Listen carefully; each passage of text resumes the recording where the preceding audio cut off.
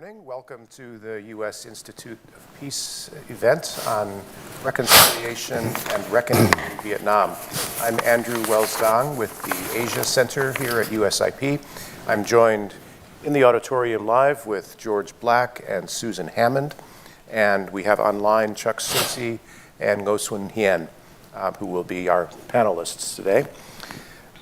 The U.S. Institute of Peace is the nonpartisan, independent public institution founded by Congress in 1984 with a mission of contributing to prevent, mitigate, and resolve violent conflicts around the world.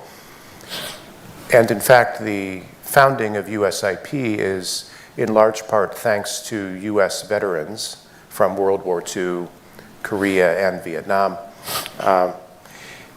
And the senators who co-sponsored the resolution to establish USIP, Sparky Matsunaga and Mark Hatfield, both felt that it was necessary to have an institution dedicated to peace building, in part because of their experience during and after the war that they were in.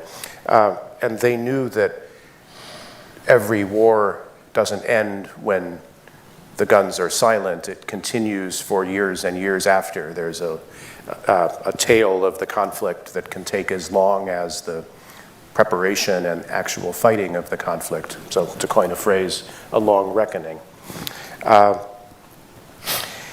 part of that long reckoning is the Vietnam War Legacies and Reconciliation Initiative that we launched here in 2021 with support from Congress, particularly Senator Patrick Leahy, as one aspect of a process of reconciliation among Vietnamese and Americans. When we talk about reconciliation here from a peace-building perspective, it's a process of social and political cohesion that is at an individual level as well as a communal and national level. And all aspects of that, I think, will be touched on in today's discussion.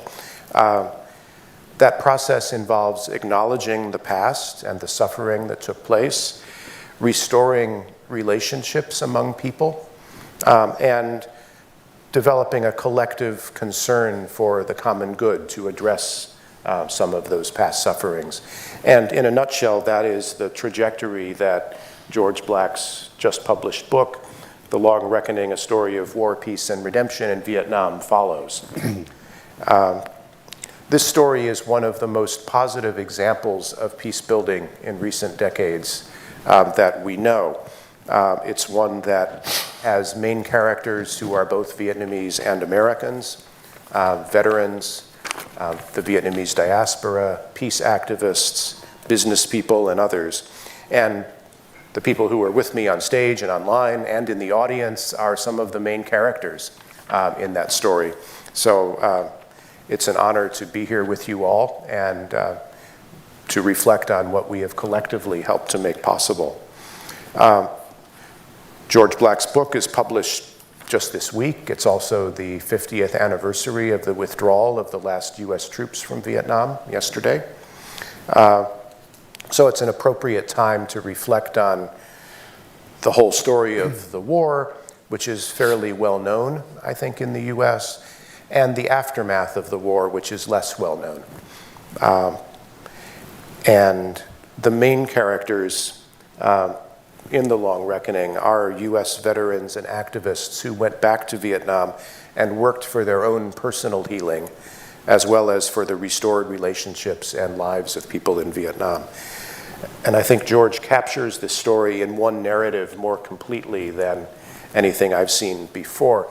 For me, it's a real reflective and moving experience, since I personally know all of these characters from when I arrived in Vietnam in 1997 and in the years after that. George I met later when he was researching one of the articles that he published in the New York Times magazine a few years ago about Agent Orange in Laos, and he was looking for some obscure research source that I had worked on decades ago that I had long misplaced. But from that, we got to talking about other things, and glad to have him back at USIP now for the second time. So I hope that both the stories about U.S.-Vietnam reconciliation and the Long Reckoning book itself will be well known and received. It's based on many great personal stories, some of which we'll hear today. So I will first invite George to give some reflections on what prompted you to choose these stories.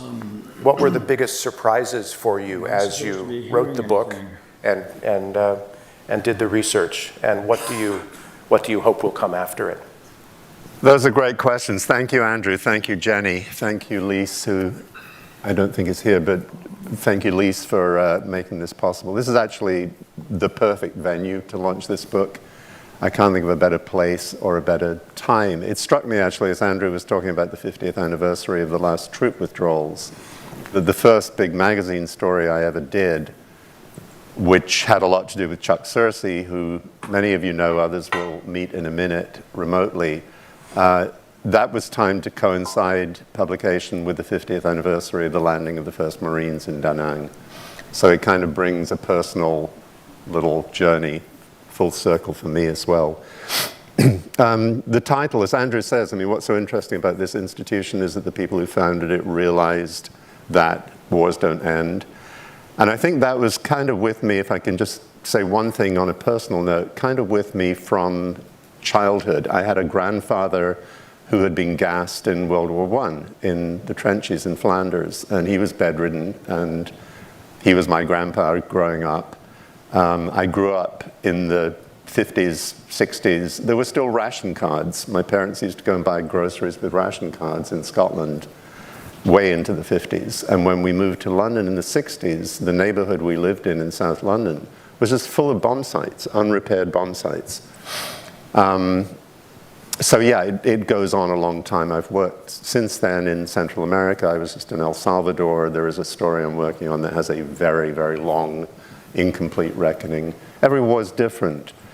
And what is interesting to me about this particular reckoning is a couple of things. If you compare the wars in Germany or in Japan, World War II, it was the victor of the war that dictated the terms of the post-war with the Marshall Plan and the new Japanese Constitution.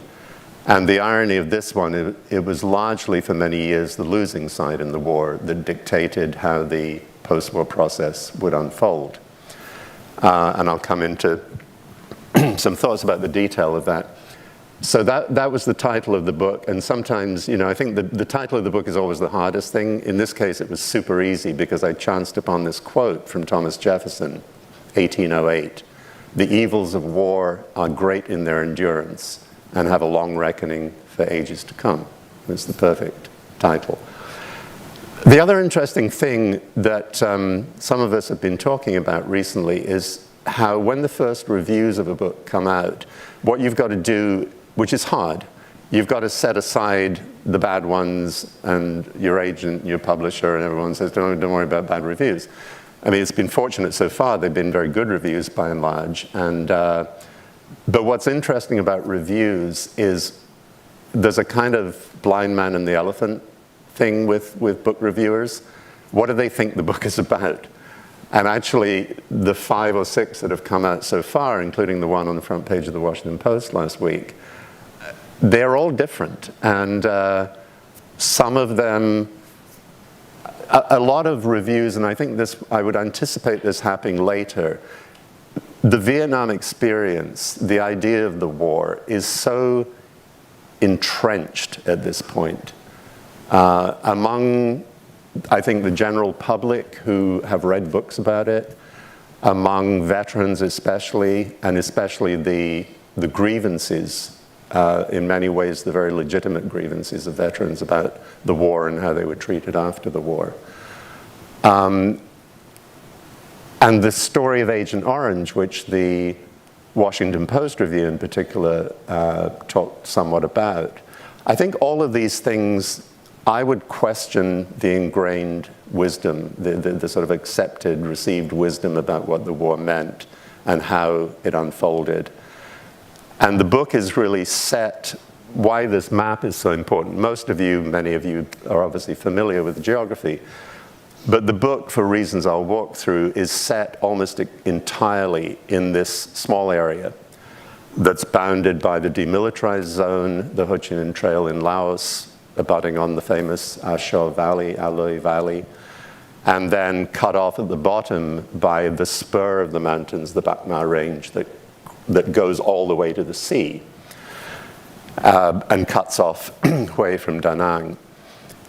So when I started traveling to Vietnam, which is only 9 years ago now, the first step was, it was actually connected with a small foundation that my wife and I were on the board of, and we were looking for a way to get support to people affected by Agent Orange.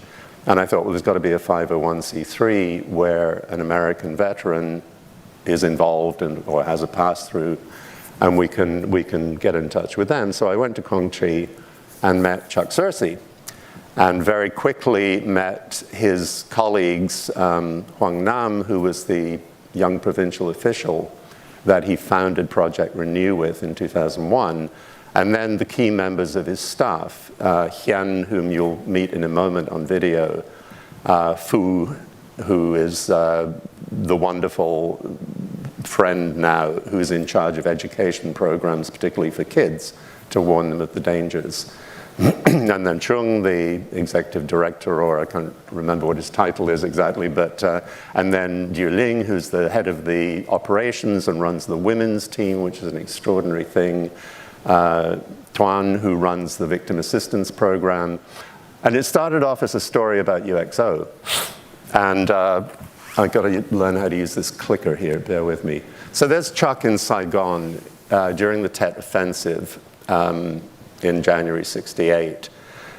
And the work of Project Renew, which is where this story got kicked off, Quang Tri, above any other province, is saturated with unexploded ordnance. And the program that has been developed there, not just by Project Renew, by Norwegian People's Aid, by other institutions, Peace Trees, which was actually the first to go in, it really is not just a model for Vietnam. I remember being at a panel here a couple of years ago where officials, government officials from both sides were saying, you know, this is not just a model for Vietnam, this is a model for the world. So this is a cache of munitions that were found at the base of the rock pile, the famous rock pile that was a Marine helicopter base with an artillery position. And this is Phu on, I think this was the first or second trip I made, 2014, 2015, visiting one of the scrap yards. There used to be a lot more than there are now, but for decades after the war, certainly many years, the local economy of Quang Tri that was so devastated was essentially kept alive by infusions of cash from scavenging unexploded metal, unexploded bombs and other war detritus. And Phu grew up in a small village on the famous McNamara line. And his dad and he as a kid would go out and scavenge RPGs and grenades and rifles and all sorts of stuff until his father warned him how dangerous it was. This is the state of Dong Ha immediately after the war, which actually leads into, if you like, the overarching political thesis I try to develop about the war, which is the first of the three parts of the book. And that is, again, I think one of the great entrenched stories that people think they know about the war as a result of decades of books and films, is that it was Ho Chi Minh and General Giap who ran the war. And Giap was the great mastermind of the victory, and Ho Chi Minh was the inspirational leader throughout the war. And it's largely not a true story. I mean, obviously, Giap was a military genius. He was the commander of forces at Dien Bien Phu in '54 that got rid of the French. And Ho Chi Minh was the inspirational leader. But by fairly early on in the war years, meaning '63, the country, the party, the policy was largely being dictated by this man who's in the center next to Ho Chi Minh, Le Duan, who was a Stalinist, an extremely dogmatic Marxist. and more than anyone dictated the political and military strategy of the war. And General Zapp, meanwhile, that was Lezuan and Ho Chi Minh on a visit to Moscow for the Soviet Party Congress sometime in the 50s. General Zapp, who's on the left here, in fact was really displaced from primary military influence by General Nguyen Chi Thanh, who's next to him. And he was the only other five-star general in the People's Army of Vietnam, and he was the closest associate on the military front of Lezuan.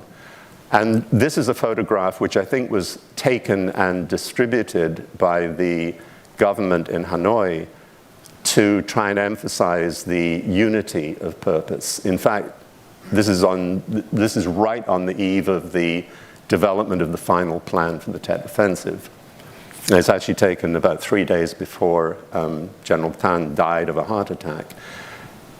Zapp and Ho Chi Minh both expressed very deep reservations about the plan for the Tet Offensive. They thought it was impetuous, ill-considered, premature.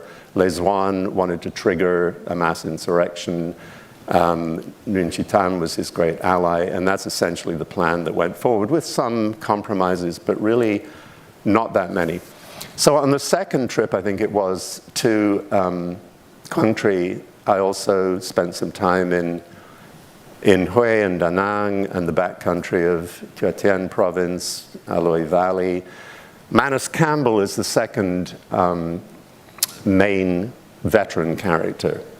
I think Chuck's story as a military intelligence analyst in Saigon, and Manus's story as a Marine grunt in the worst battlefields of Quang Tri, Hue, the Aloy Valley, at the worst time of the war. Their stories really bookend each other. They're two sides of the coin of the war at that period. Manus is leaning forward, center right in that photograph. This is taken at Con Thien, where he spent about 6 months. He was also on the Ho Chi Minh Trail. This one is kind of out of order, and I should well, maybe I'll say about it now. The third thing is, once you realized in Quang Tri particularly, the sort of symbiosis between unexploded ordnance and Agent Orange destruction and the number of victims, a lot of that is to do with the way the operations were conducted. Before the flights came in to spray, the fighter bombers would come in and lay down cluster munitions, rockets, napalm. So I began to meet families who'd been affected by Agent Orange, which really, I mean, the richest experiences in the book and in the 9 years I've been going there are these encounters with families. And not seeing them as victims, but seeing them in many, many cases, and this has been the experience of veterans going back for many years, since the first ones started returning 30-odd years ago. The grace, I mean, I don't want to be sentimental about it, but the grace, the forgiveness, and there are many, many explanations for this. You know, the Chinese have been oppressing us for 2,000 years, the Americans were here for 10, the French were here for 100. Or it's a Buddhist explanation, either that war is, you know, punishment for past sins, or, you know, it's controlled by forces that are not rationally explicable. There are just, the more Vietnamese you talk to about this, some is it's a young country, you know, we want to be friends, we want to move forward and develop the economy. We love American, you know, commercial and market values. There's all sorts of reasons. But this was about the point where I met Charles Bailey, who was the head of the Ford Foundation office in Hanoi from '97 for the next decade. And Charles's philosophy has always been the cleaning up of the hotspots of dioxin in the old air bases is a wonderful, necessary thing. It's expensive, it's very doable, it involves a lot of technological ingenuity. It was, relatively speaking, and I mean relatively in relation to the disabled question, relatively easy to finally get official approval from various parts of the US government, including eventually the Pentagon. But Charles's insistence, and I think Susan would agree with this, and anyone who's worked on Agent Orange would agree with this, is that the small amounts of aid can accomplish remarkable results to transform victims into something more than victims, into protagonists, into people who can lead independent and creative and productive lives. And this is a painter who grew up in a village just north of Bien Hoa, in the famous war zone D, very, very heavily sprayed, born with terrible, terrible 4-limb disabilities. He's now a very successful painter. He's a mouth painter. And he's sort of emblematic of this idea that the aid that can go to quote-unquote victims of Agent Orange, you know, in the rural areas, a gift of $1,000, the kind of thing that Tuan at Project Renew or Susan in her programs, $1,000 can be transformative to the life of a family. And it's not a lot of money. It really, you know, Charles Bailey refers to it as decimal dust. I mean, Tim knows a lot about even the difficulty of getting decimal dust through Congress, but, you know, this is not a vast investment, and it should not be, and this is the other great lesson I think that I took, and you asked me about surprises. I had sort of initially got to know veterans who were, you know, had been in one way or another traumatized by the war, turned left in their politics, or they'd been part of the anti-war movement. But the more time I spent, I'd meet more and more veterans who came from all parts of the political spectrum. And there's one story, somebody that some of you will probably know. There's a Marine in Da Nang, which is the biggest cluster of resident Marines, called David Clark. David is a very militant, you know, outspoken anti-war activist, married to a Vietnamese woman. And he works every year with a die-hard MAGA Trump supporter, former airborne warlord, as the unit was called. And every year, through David's wife, Ushi, they buy bicycles at cost price through her connections, and the two of them take these bicycles to the Ashaw Valley so that ethnic minority kids can get to school. And the politics are entirely immaterial. There are other groups like that of, for example, conservative evangelicals. This should not, and unfortunately it often is, it shouldn't be a partisan matter. There's obviously no reason. This is just simple humanitarian need being met at fairly low cost. Susan's work was really the last piece of the puzzle and the last character who came into the book in a major way. And that was because we encountered each other through the work she was doing with Jackie Chagnon, who's on the left in this picture, in the Lao border area. And that was really, it was the final piece of the characters. I'm sort of out of sequence, and I'm going to go to one other in just a second, because it relates to the same area and the same theme. It reinforced not only what I think of as this Venn diagram of characters, where you have veterans, you have scientists, you have humanitarian workers often coming out of the Quaker tradition, and you have the funder who came in and made a lot of the Agent Orange work possible, Charles Bailey at the Ford Foundation. And they all intersect. And at the center of that Venn diagram, I think Chuck Searcy and another character who is very central to the book, who again, some of you know and some of you may have spent years trying to track down because she's famously elusive. And Susan finally introduced me to the legendary Lady Borton, who probably knows Vietnam, I think, more deeply than any other American, was the earliest American to settle there after the war.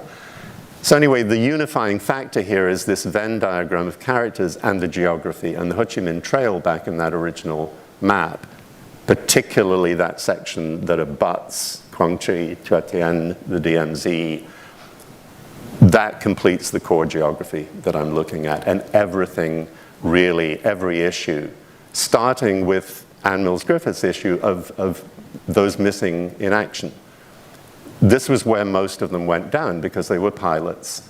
They were either flying into this area like Ann's brother and were shot down elsewhere, or they crashed on the Ho Chi Minh Trail, in the mountains around the DMZ, in the Ashaw Valley, particularly the helicopter crews who went down there by the hundreds. That's where the whole story, in a sense, starts of, you know, how from the beginning the difficulty was that, you know, if I can quote you, Anne, because we've talked about this, you know, the search for American MIAs was basically, again, a non-partisan humanitarian obligation. You send young men to die, you have an obligation to find them. It became very embroiled in the politics of the post-war years, developing this segment or fringe or whatever you want to call it of the movement that insisted that there were living prisoners being held in captivity in, you know, these secret jails on the Ho Chi Minh Trail in Laos. Where I should backtrack, the last part of the puzzle is the work that was done in the A Shau Valley to develop really the paradigm that has driven the whole cleanup effort, which was to break through the fog of war that, you know, Agent Orange is everywhere, you can never deal with it, it's so pervasive.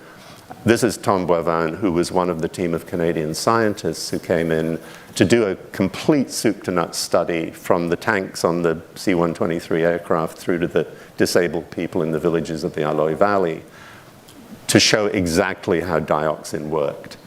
And once that was done, it broke through. By this time, there was collaboration between the two governments on the MIA issue. There was the first humanitarian aid going in from the United States, initially through private channels, then through government channels.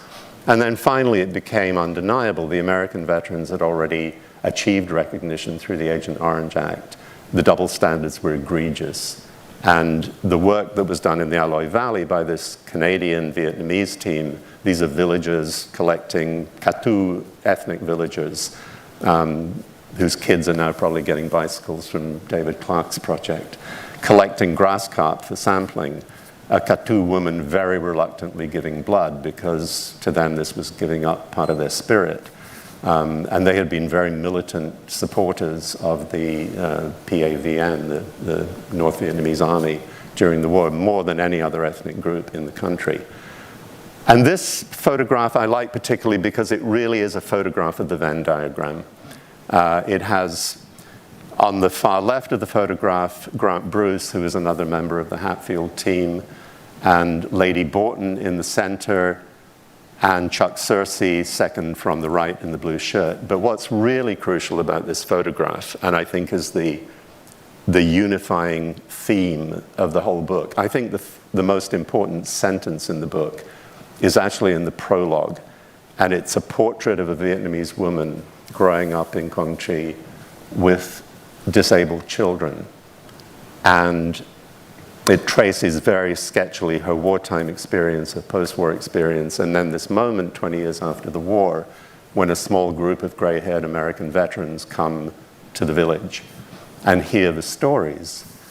And the leader of the group says, what do you need and what can we do to help? And that is actually the message of this whole book. Every single one of these people, Americans, Canadians, was driven primarily by their Vietnamese partners, by asking that question. The Hatfield study was not the Hatfield study, it was the Hatfield 1080 Committee study. It was a Vietnamese project for Vietnamese. Susan's work has been driven by those same impulses, and she'll talk about them, of going into villages. What do you need? What can we do to help? And I think that's the most important theme. In the middle of in the center of this photograph with Lady is her, originally assigned from the government to be her companion, minder, whatever you want to call it, way back in the 70s, and became a dear friend, Phuong. And they've remained very close. I just sent a copy of the book to Phuong with Lady last week, 2 days ago. She went to Hanoi. So that's really the message. You know, the lead is given by the Vietnamese partners. The early science, I won't go through the details of who these people are, the early science on Agent Orange and dioxin was done by Vietnamese scientists. They were derided by the American government as propagandists. They were serious people. This Dr. Ton That Tung was a world-renowned liver surgeon, and liver cancers were the first real epidemic that the Vietnamese doctors began to notice in the war. And Ton That Tung was publishing articles in The Lancet, you know, one of the two great medical journals in the world, during the early years of the war. These are some of his followers and acolytes, and Ngoc Toan on the right, was a young OBGYN in Hanoi who did work with Dr. Tung. Her husband actually was a general who commanded forces at Khe Sanh. That's him. Hong Kao was then the head of Committee 1080 that worked with the Hatfield teams for several years. And Le Cao Zai on the left here with his wife, who was an artist, he was really the key figure who interacted with Chuck Searcy, with Lady Borton, and other Western researchers. And then the book culminates with, I think, one of my favorite images in the photo sections, which is the culmination of this whole process. This is Ambassador Dan Crittenbrink, who was ambassador there until 2 years ago, and many of you know. And this is lighting incense at the great Ho Chi Minh Trail, Quang Tri, Chung Son Martyrs Cemetery, 33,000 people who died on the Ho Chi Minh Trail. And in the center with him is Huang Nam, who is now the vice chair of the People's Committee in Quang Tri and the founder with Chuck Searcy of Project Renew. So this photograph, to me, kind of brings the story to not a conclusion. I would never say that. There is no conclusion to this. Dangled at the end of the book is a chapter called Unfinished Business. And that touches very briefly on some of the things that have to come next, one of which is this extraordinary initiative by USIP, partner organizations in Vietnam, the Ash Center at Harvard Kennedy School, finally to assist and bring full circle the story that Anne started. Bring full circle the search now for the Vietnamese war dead, missing, of whom there are, of course, many more than there were Americans. That's one thread at the end. The next one, which I think is, by common agreement and has been discussed on past events here, is bringing the Vietnamese American community and the returning Vietnamese into the picture more. And part of that would be honoring the Southern war dead. It's a long, long process. There's a lot of resistance politically still to that. But there are many, many chapters still to be written about this book. If there's a paperback edition, which I hope there will be next year, I would very much like actually to add a chapter about this search for and identification of the Vietnamese missing. It was a big part of a story I did recently in the New Republic magazine, which is essentially a kind of homage to Senator Leahy and to Tim for the work they've done. But it centered a lot on this question of finally accounting for the Vietnamese war dead. And I'm overrunning on time, and I will stop there. Okay, thanks.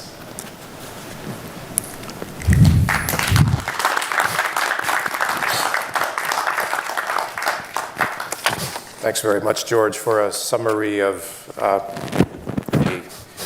long story through some compelling pictures and personal recollections.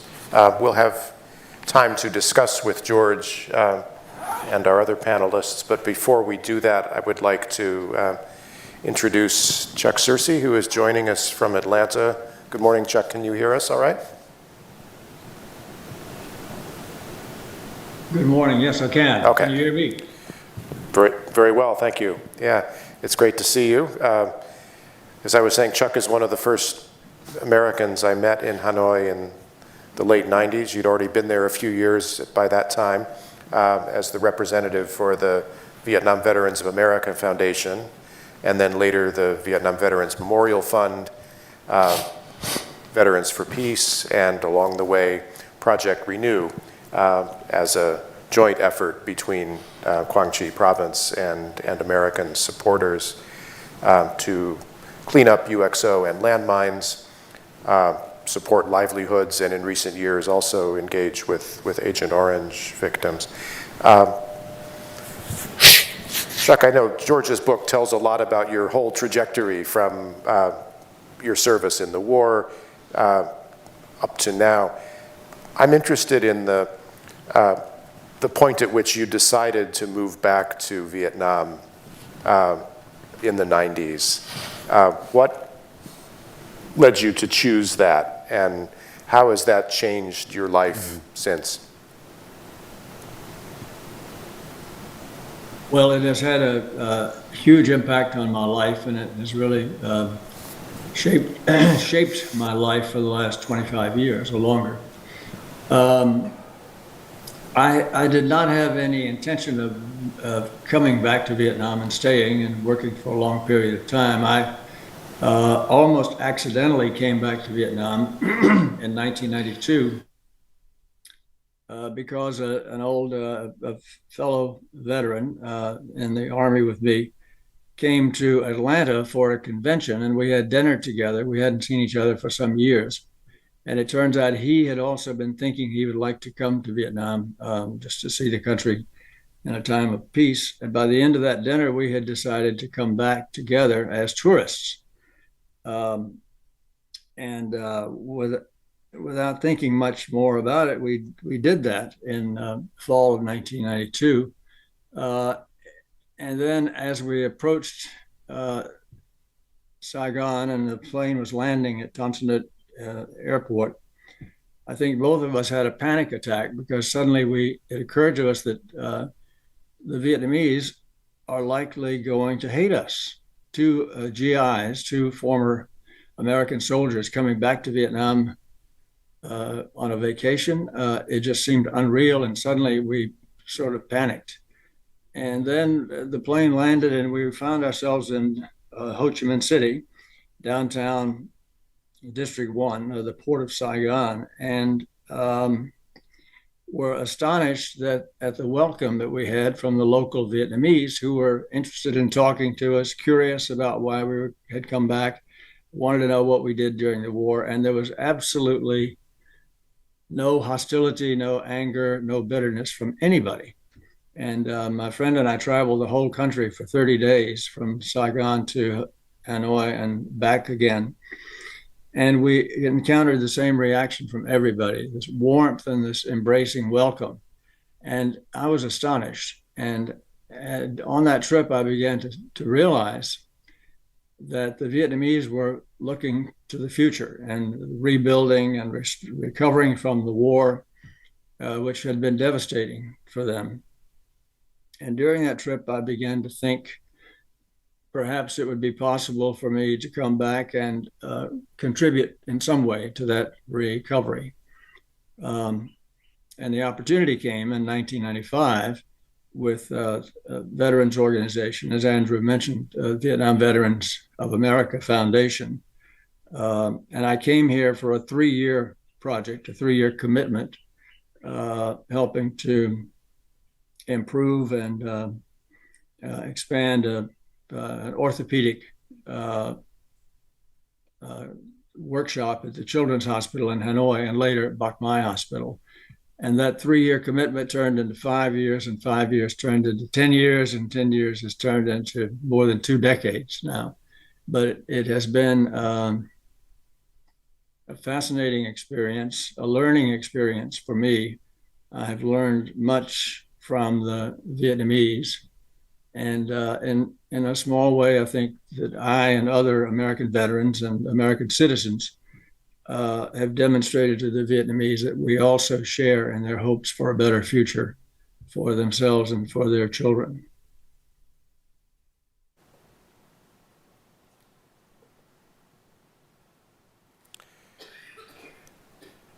Chuck, what has changed in recent years, and how do you see the story's continuation at this point that you've been part of? I think one of the most significant changes that I have witnessed in my time in Vietnam is the shift in attitude of American officials, to a lesser extent, American citizens and veterans. That shift had already occurred. But when I first came here, the view of the U.S. government was that we didn't really owe the Vietnamese anything. That was very hostile territory.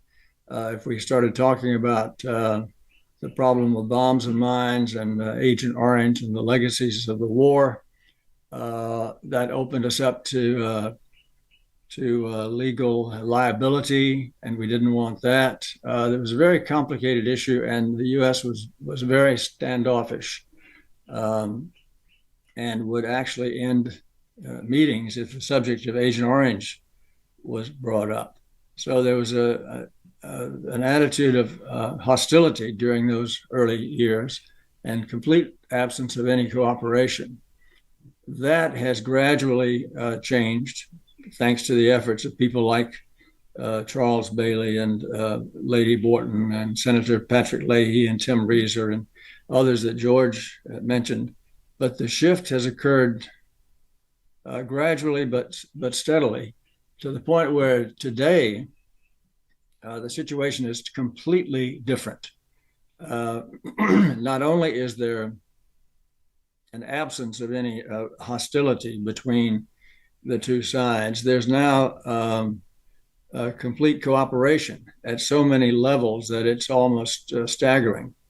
I never thought I would see the day, for example, when the U.S. government not only is funding most of the cleanup effort in ridding the country of bombs and mines, but also is contributing funds and expertise for the dioxin cleanup, as George mentioned, but that's now extended to assistance to the families of presumed victims of Agent Orange.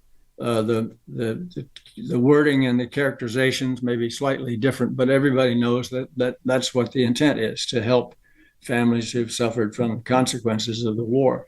That is now an open engagement. And in fact, the U.S. Embassy and American personnel here are looking for additional ways to engage. One example is the War Remnants Museum in Ho Chi Minh City, which has changed names several times. When I first came here, it was called the American War Crimes Museum. It's changed now to the War Remnants Museum. But the staff there and the director, the leadership is planning to refurbish that and to improve it. And they're now receiving direct assistance through USAID from American institutions such as the Smithsonian Museum. Who could have imagined that kind of cooperation would exist today? After years ago, American personnel at the embassy were basically, if not prohibited, they were discouraged from going to any sites such as this. Now it's a completely different picture. The U.S. is cooperating with the Vietnamese officials in Tua Tien Huay and the Veterans Association to open up and to clear of bombs and mines safely a site which resonates in the history books for Americans called Hamburger Hill. That is being turned into a peace park for tourists and for veterans and others, students. And the U.S. is cooperating. The U.S. paid for the bomb and mine cleanup and is cooperating in other ways. So those are examples of the sea change that has occurred over the last couple of decades in the attitudes between the two governments and people and our levels of cooperation. Yeah, thanks. And at USIP, we're excited to be part of some of those efforts that Chuck has mentioned, together with Vietnamese and U.S. government partners. And that is a significant change from 20 years ago or more when we were first coming to Hanoi. Dark days, as we call them, of the relationship. Do we have Ngo Xuân Hien on this online?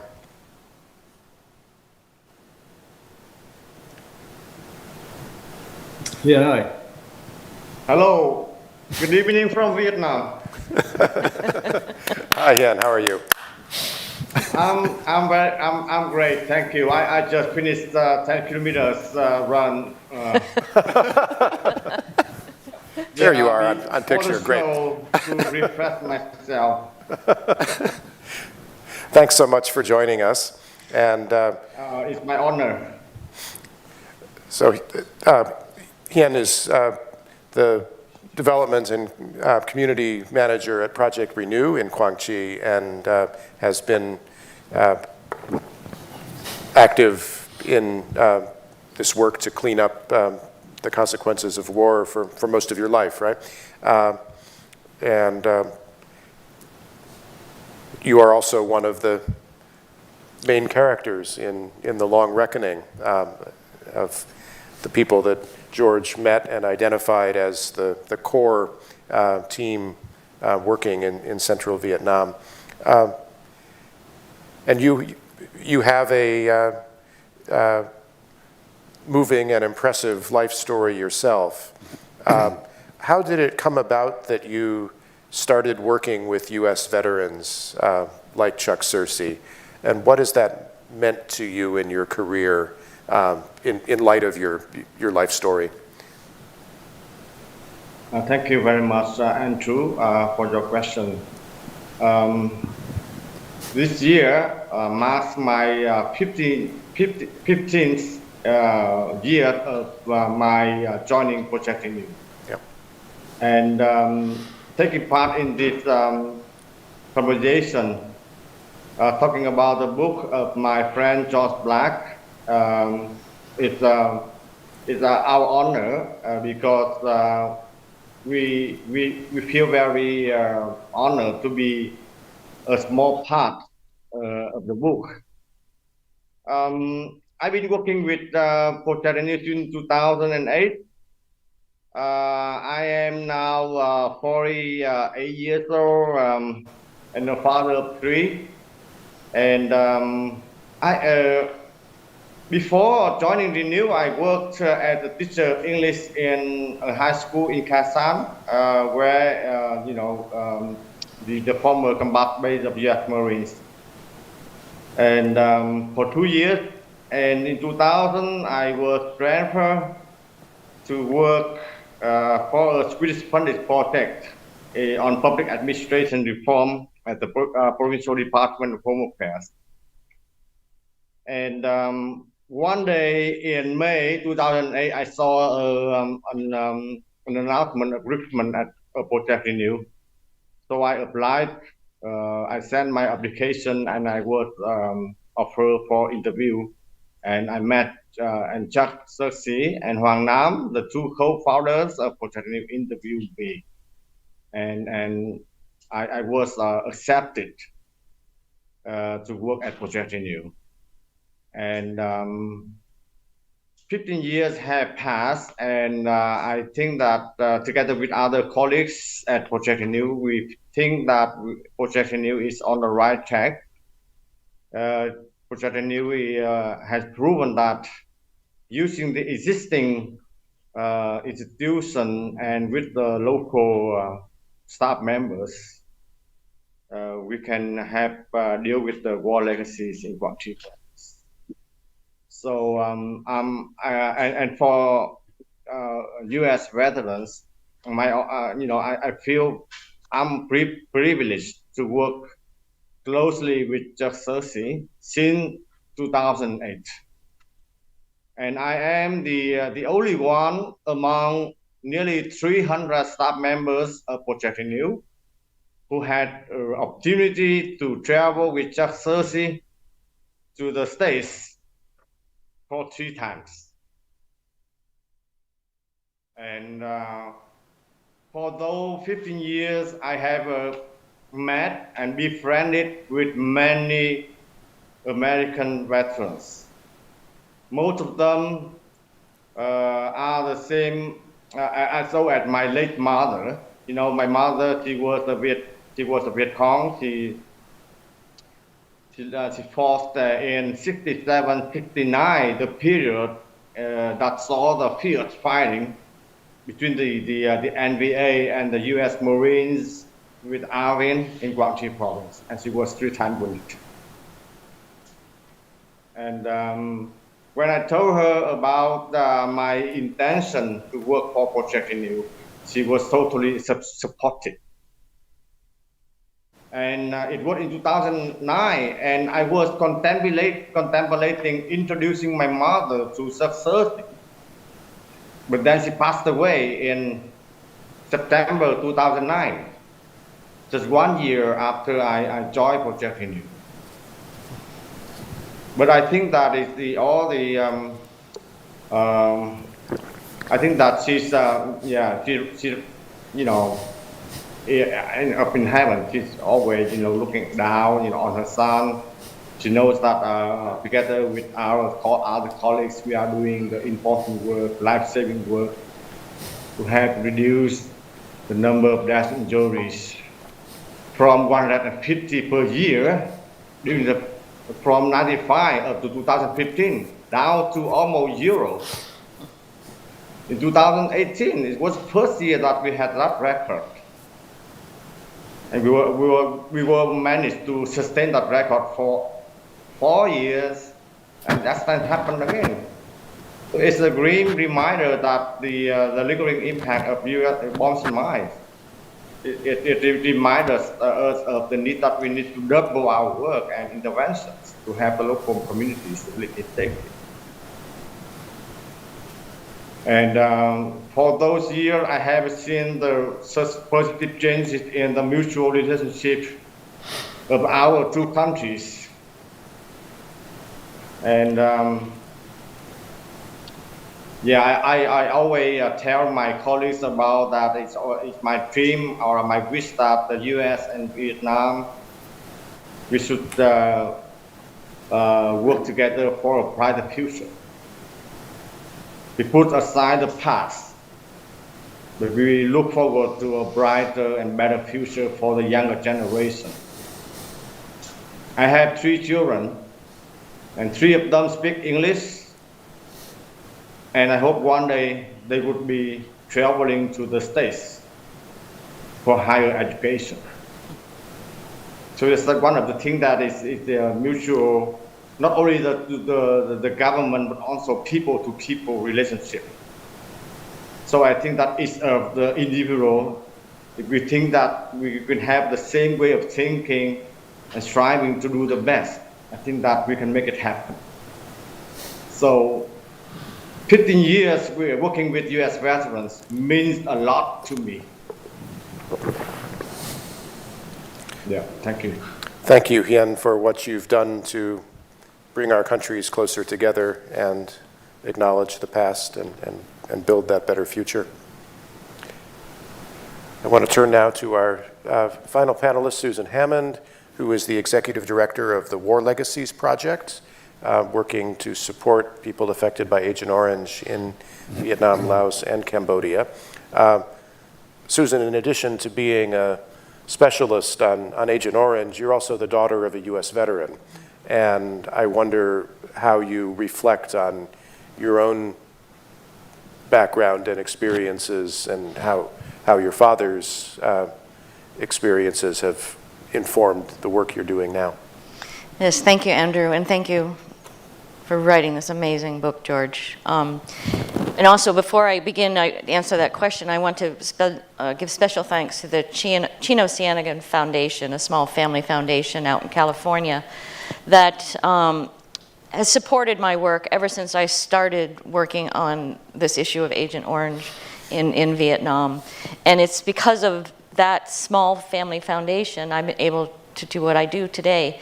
Very few foundations, particularly after the Ford Foundation left Vietnam and ended this work, even begin to work on this issue.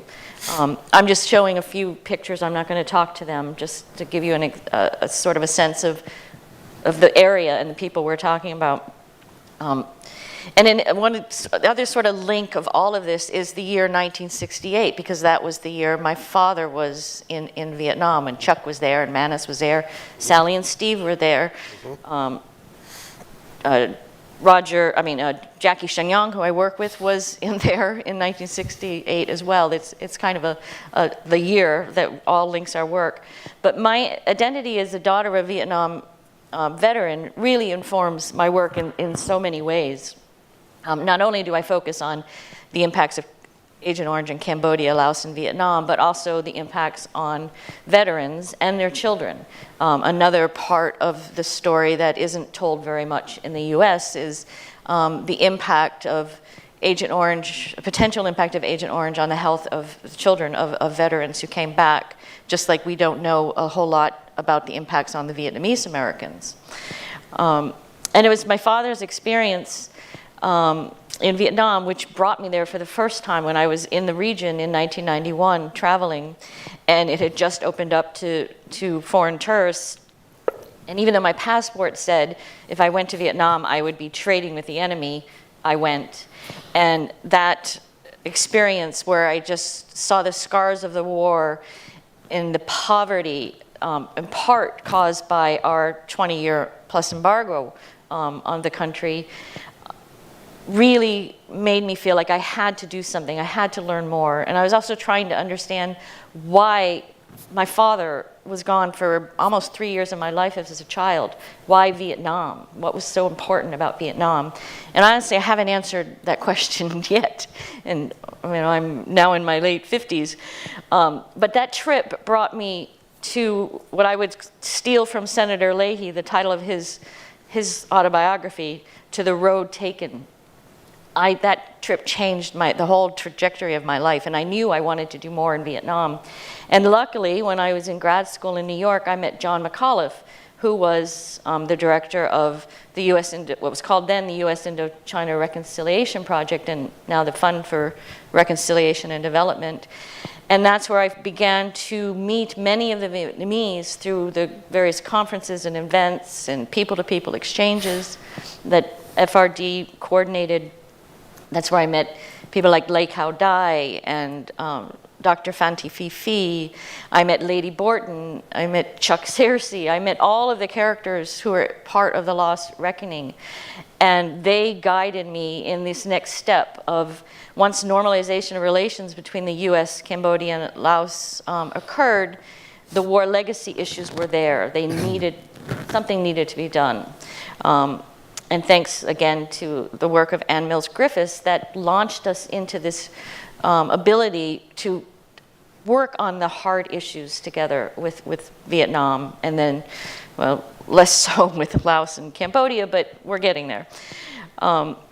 About the same time, my father developed Parkinson's disease because of his exposure to Agent Orange probably during his time in Da Nang, not opposed to his time in Ho Chi Minh City. So then I had a personal reason to do something about this issue. And with John, I met one of the first people who was impacted by Agent Orange in Hanoi when we went to the family of General Tu, I think it was. And I met his daughter, who was born after the war. And she was severely disabled, and in such sharp contrast to her older sister, who was born before the war, who had no disabilities at all. And in fact, she was, I believe, at Columbia University at the time studying. So that contrast between those, who, like in my family, I'm one of 8 kids, and 7 of us were born or conceived before the war, and my younger brother, luckily, did not have problems, but that could have been my story of my family. My father could have come back, and my mother could have had children with disabilities like many other veterans had. But that really got me moving in the direction of addressing war legacy issues. And I began to work a lot of the times behind the scenes with many of the people in the Long Reckoning, with Charles Bailey in particular. I worked closely with him. And I wanted to work to get past the political impasse that was those dark days in Vietnam, where the two governments could barely talk about this issue together. Well, the Vietnamese were more than willing to talk about it, but the U.S. was not so willing.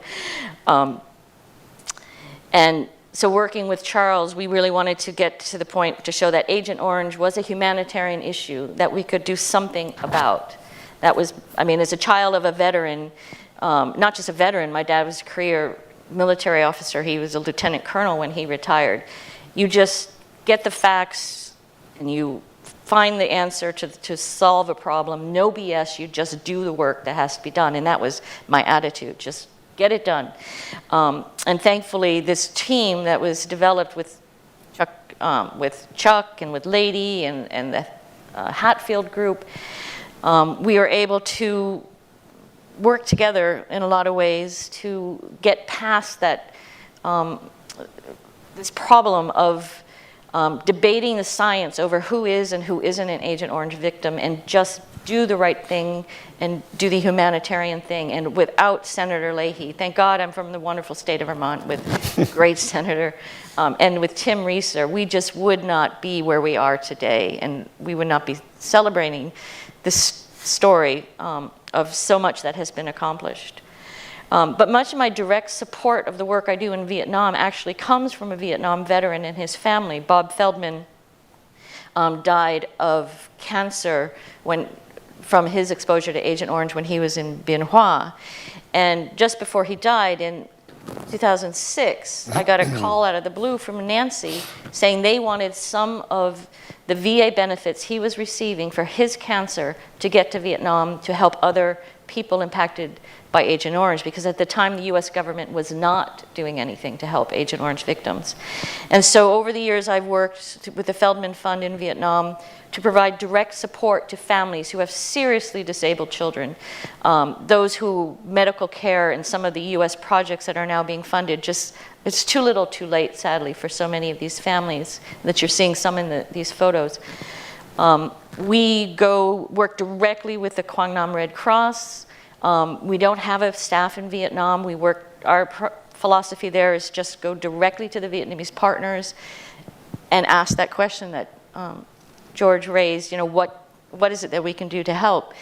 And sometimes it's hard for families to put into words what they need. I remember one family when we went to, and the father said, all I need is a red stool. And I'm like, red stool? What? How is that going to help your family? And he told me, well, I'm getting old, I'm a bike repairman, and I can't squat on the ground anymore. But if I had a red stool, which costs like $2, I could help my family. But he was spending all of his resources to help his 2 disabled daughters. His wife had died, that he wanted a red stool to continue his work. And so we bought that red stool, of course, but also bike repair materials and pumps so that he could then work on motorbikes, not just bicycles. So we really try to do what we can to find the family's needs, because these programs that the U.S. funds is a lot of rehabilitation and changing the system in Vietnam to help the Vietnamese provide services to people with disabilities. But what I find in so many families is they're struggling day to day to care for their children, because they're stuck in this cycle of poverty. Because if you're caring for a severely disabled child, you lose a caregiver. I mean, you lose a income, someone who can earn an income in your family. It takes hours of a person's day to feed their child, to clean their child, to prepare the food. They can't leave them alone, or they're afraid to leave them alone in their home to go to the fields to work because someone could come in and hurt their child. They're especially fearful for their daughters. And so if they don't have a family member who can take care of them, they're stuck. So we do what we can to bring programs where the family can earn an income at home. Or we have thousands now, after 15, almost 17 years, of Feldman cows roaming around the hills of Quang Nam, because a cow will then have a calf, and that calf will have a calf, and soon you have a cow bank, a literal cow bank in your front yard. I also used to work, I worked with Phong Tu Boy in Aloi, and when he was putting up a green fence around the contaminated spot there, and I would look across the valley to the hills of Lao, and I kept thinking, I've got to do something about Lao. That's the next project.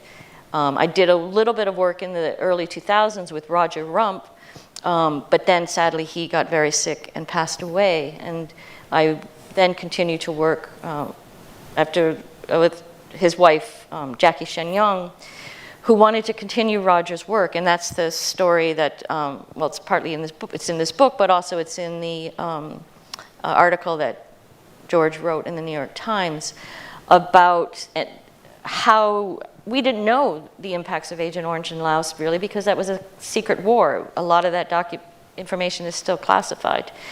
The US finally released the records in the early 2000s, which is how Roger was able to get some of his work started. And Hatfield also went in and tried to get a little bit of testing done at that time.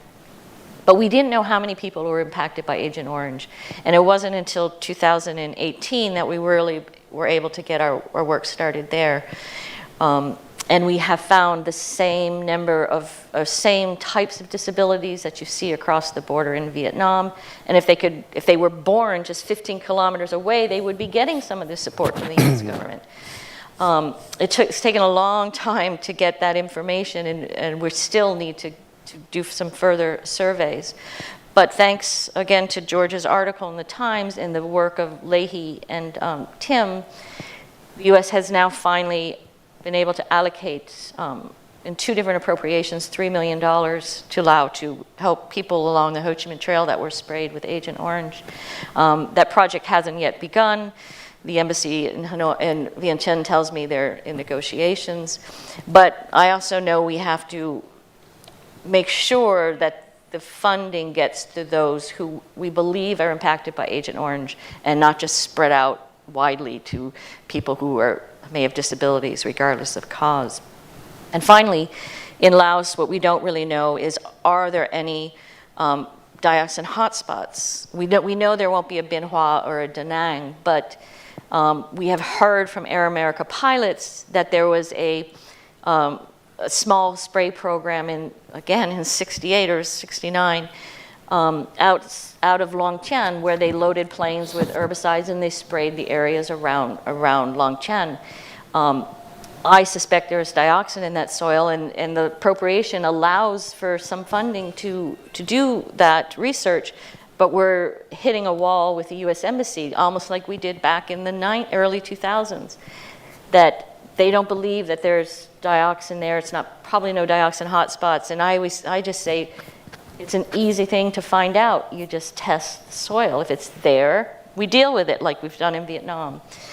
So there's a lot more to do in Laos.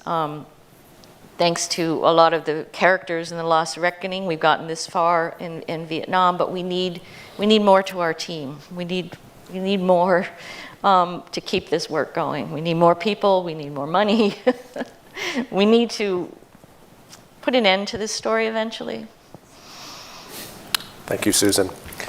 Please join in thanking all of our speakers. Anne, before you leave, do you have any question or comments? I wanted to call on you. I know you have to go. Jetty has a mic behind you. Yes, in fact, you know how fascinated I am with all the good work you've been doing, and I appreciate y'all mentioning that is because of the long work that we did that we were able to finally get to the situation where we could provide the kind of humanitarian assistance we needed. They're all projects I believe in. Doesn't necessarily I may agree with every bit of the language that's used sometimes to make us feel more guilty than some of us really deserve, but it does mean that what you're doing is in fact reconciling and addressing the damages that inflict people that are hurt so badly by warfare, which none of us support. So it's a pleasure to get to see you again. I'm sorry I have to leave so soon. I'm here a short time because I now live in gorgeous San Diego area in California. And Jay Veith, who was here earlier, will be the incoming executive director of the League once we can get things sorted out. And he's very experienced too. So thank you all for what you do. Keep up the good humanitarian work.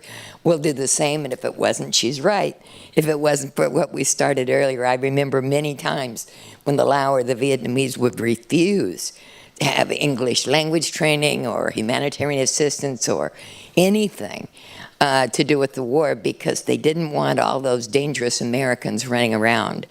And so many funny stories, but what you're doing is invaluable, and thank you so much for it, and thanks for including me in this. Sorry I can't stay longer, I would. Thanks so much for being here and Thanks, what you Anne. do. Yeah. We have a mic going around the room, so welcome your questions to George, our other panelists, comments and reflections, and also for everyone who is watching online, please enter your questions and comments directly there on the website, and we'll be able to share some of those questions soon. Brent. Good morning. Thank you. I'm Brent Glass, Director Emeritus at the National Museum of American History at Smithsonian. And George, congratulations on a wonderful book. And I've been doing some work with the War Remnants Museum in Ho Chi Minh City, and your book came along at a perfect moment to kind of untangle a very complicated story and tell it in a way that's so coherent. And I hope many people read this book, not just about the post-war period, but in setting some of the myths to rest about the war itself. But one question I have, and actually Andrew has written about this, so it's really for anyone, is what has come across to me is the growth of civil society in Vietnam around some of these issues. Project Renew is a good example of collaboration, but there are many, it seems to me, independent organizations that have grown up around disabilities, supporting people with disabilities, and that seems to be a really remarkable achievement in the last 10 or 15 years. Can any one of you talk about that? Yeah, that's certainly true. And in fact, the U.S. funding that's going to address the disabilities and Agent Orange issue in Vietnam is primarily going to Vietnamese entities.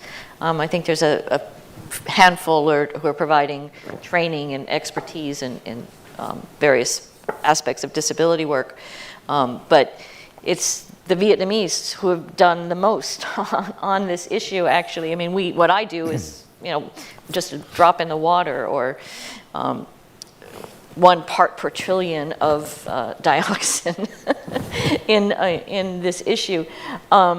So yeah, that's very, very true. Not so much in Laos, but in Cambodia also has a very, very active nonprofit sector that's working on various issues, human rights as well as development and war legacy issues. I mean, if I could add, on both the U.S. and the Vietnamese sides, this is cooperation between government and non-government organizations who share common objectives, and that creates space for people to do more humanitarian work. So it's different from the idea of civil society as being separate from government. It's actually very much working hand in hand and in support of nationally identified priorities that has enabled this movement to grow. Chuck or Hien, did you want to add anything about Brent's question?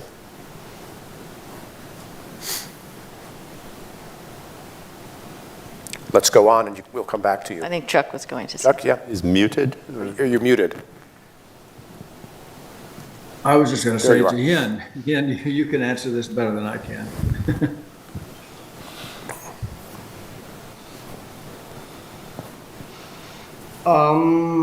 So Chuck, you want me to provide some further information about this, right?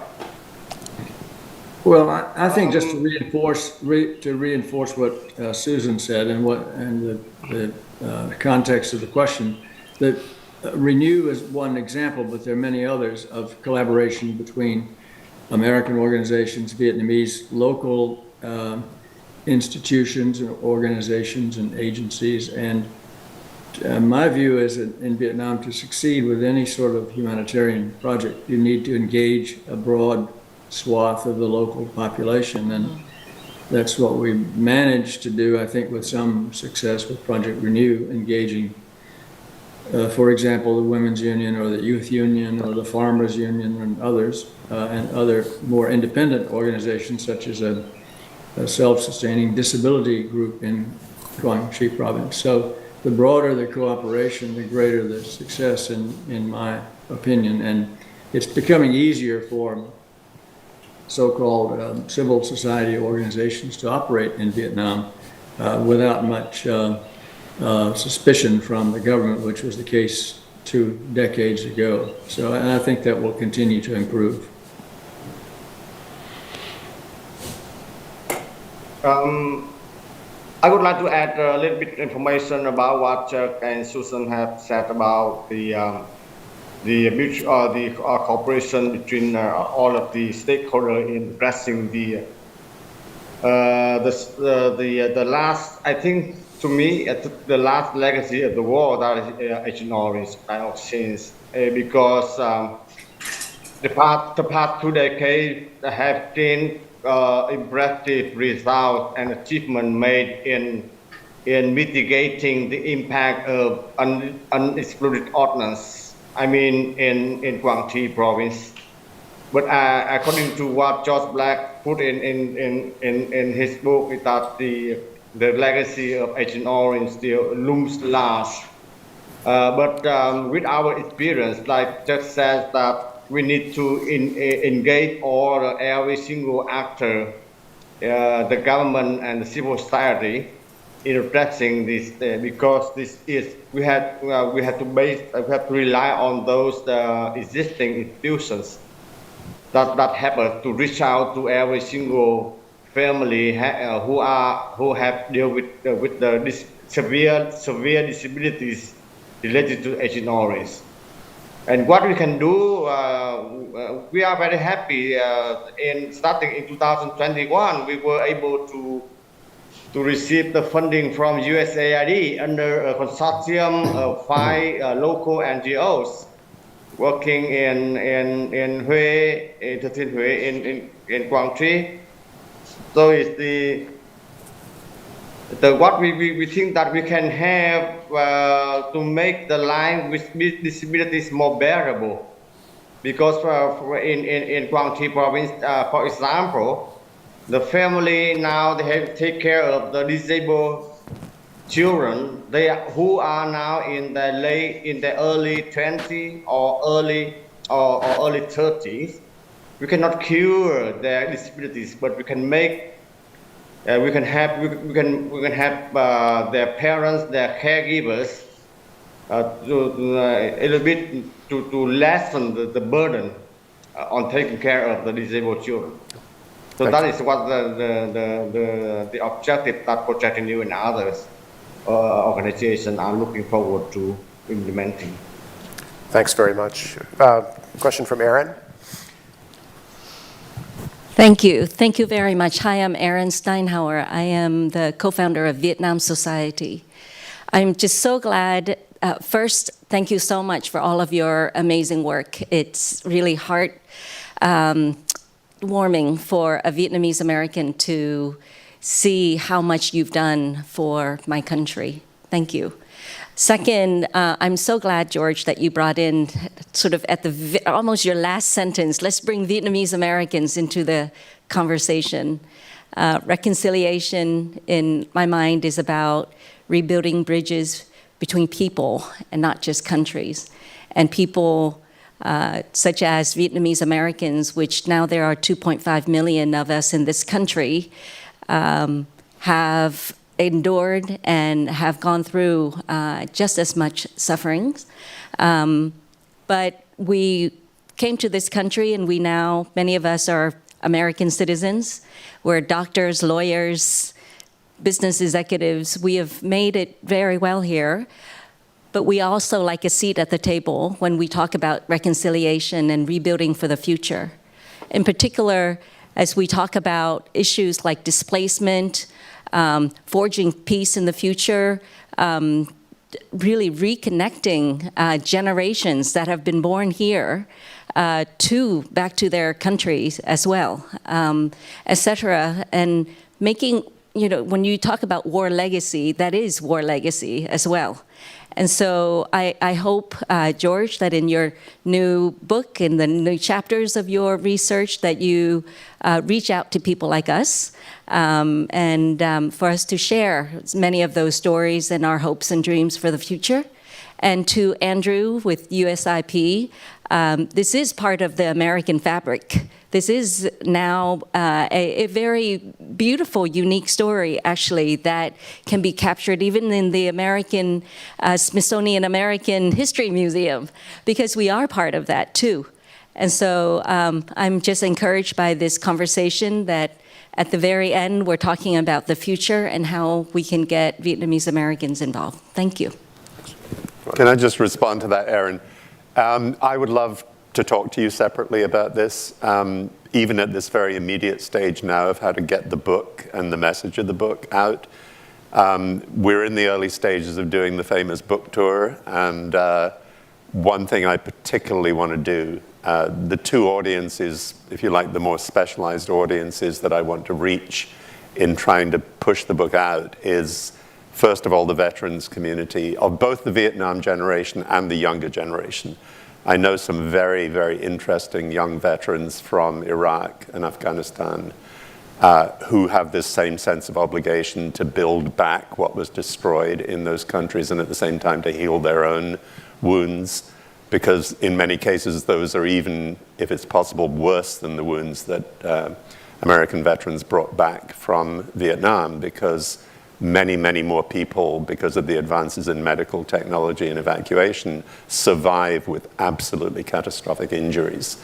And they have their own battles, which are very serious. And I want to bridge that generational veterans gap, but above all, the Vietnamese American community. And I would love to get your advice and other Vietnamese American leaders on how to approach, identify, arrange events that would appeal. I've been talking to people in Seattle, for example, which seems to be very connected to the Vietnamese American community, some other cities. But if we could talk, I would really like to do that. Jenny, what? May I add a comment to what? Of course. Can I comment on what Erin and George just said? I totally agree. You know, for a couple of decades, veterans and other people like Susan and the Chino Cienega Foundation and many other supporters have been a bridge to bring about the progress that has occurred that we have talked about today. But in the future, you know, a lot of us are getting older and we're not going to be around so long. And it's really essential, I think, to reach out to the Vietnamese American community, a new generation of bright, engaged, very sensitive young people, younger than we are for sure. And they have, they may want to forge stronger links with Vietnam. It's a different situation today than it was 20 or 30 years ago. And that's the future. Those are the people that, the Vietnamese who are still in need, who are still facing these terrible consequences of the war,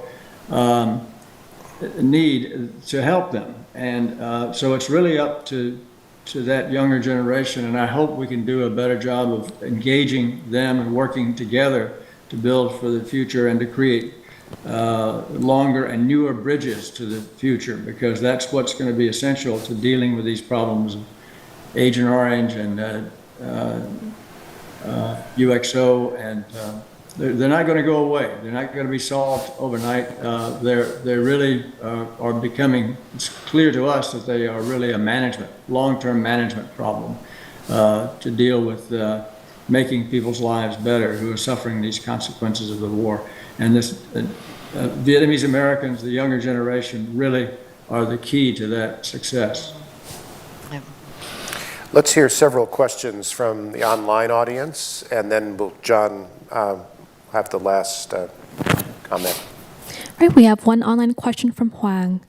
Do you think American political support for resolving Vietnam War legacies and reconciliation with Vietnam will be positively or negatively affected by a changing of the guards over the next 4 to 8 years?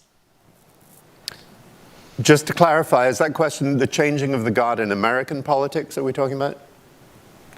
Is that? I believe so. Yeah. Well, potentially profoundly. During the Trump years, well, I mean, every administration has had its own story with Vietnam. I think if I can switch the subject very quickly to Ukraine, where my son is actually now doing frontline humanitarian relief work, and I'm very proud of him. He's working on the Bakhmut evacuation front. There is a very disturbing trend now within the Republican Party to reduce commitments to foreign aid in general.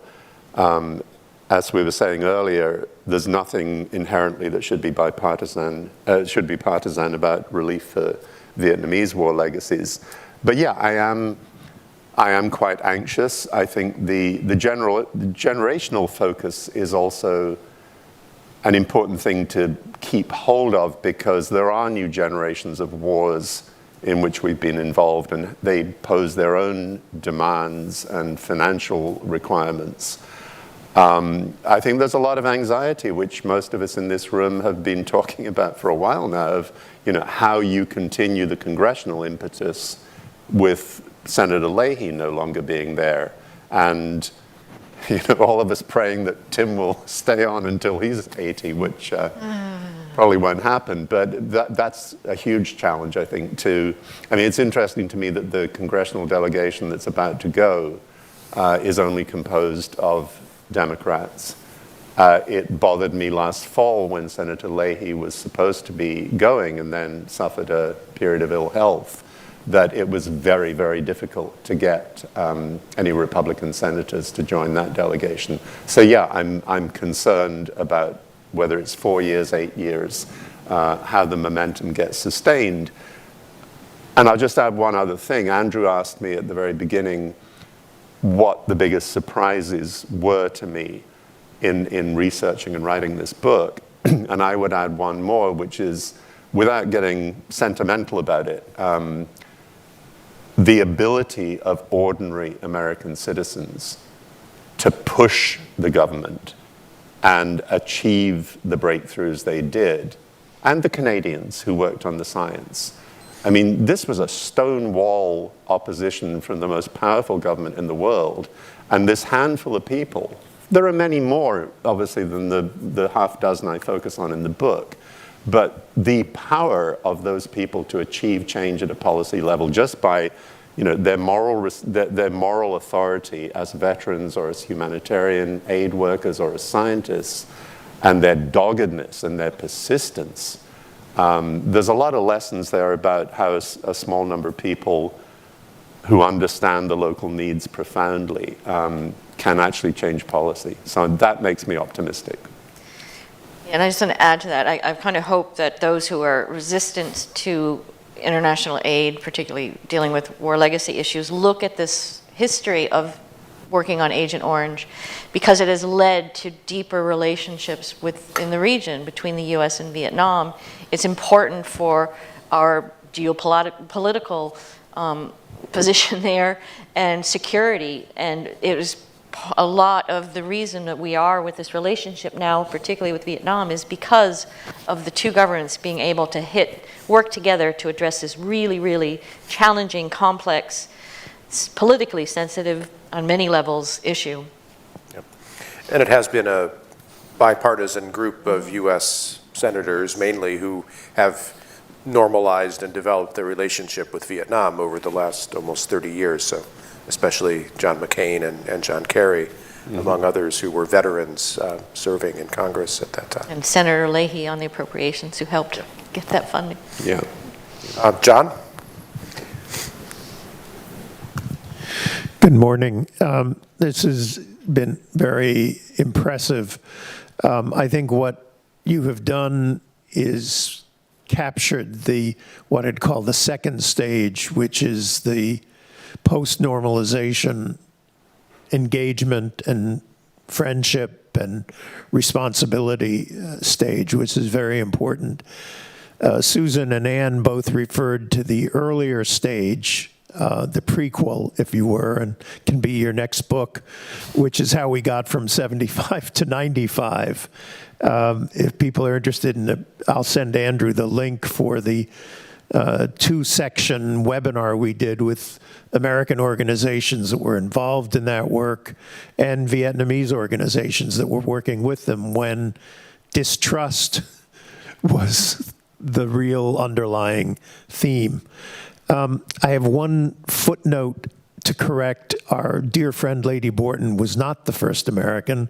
Nina McCoy was the first American. Nina, who went in the late 70s as an English teacher with the Swedish Bai Bang project, and then returned and represented the Social Science Research Council for many years in Hanoi. She gets the title and she shocked Bobby Mueller and that first veterans delegation when they discovered there was an American already living and working in Hanoi. The question for that correction. Yeah. That's one of the virtues of having done this so long is that you have these pieces. One larger question I want to ask is the elephant in the room. It seems to me that one can't understand what's gone on, why it took only 20 years to get to normalization, and what's happened since normalization without thinking about the strategic issues and the role of the common interest of the US and Vietnam vis-a-vis China. And the tragic irony of it is that it was our fear of China which drove us into this horrible, disastrous, unnecessary, humanly destructive war, but it's now our common fear of China that has, I don't know how much you evaluate, how you and Susan and Chuck evaluate that as the underlying factor that has pushed ahead this process, which I think you've admirably described what the human dimension of that is, what the moral dimension is, what the linkages question is. But I must say that I'm really feel that all that we have done would have not moved as far as it has without this underlying question.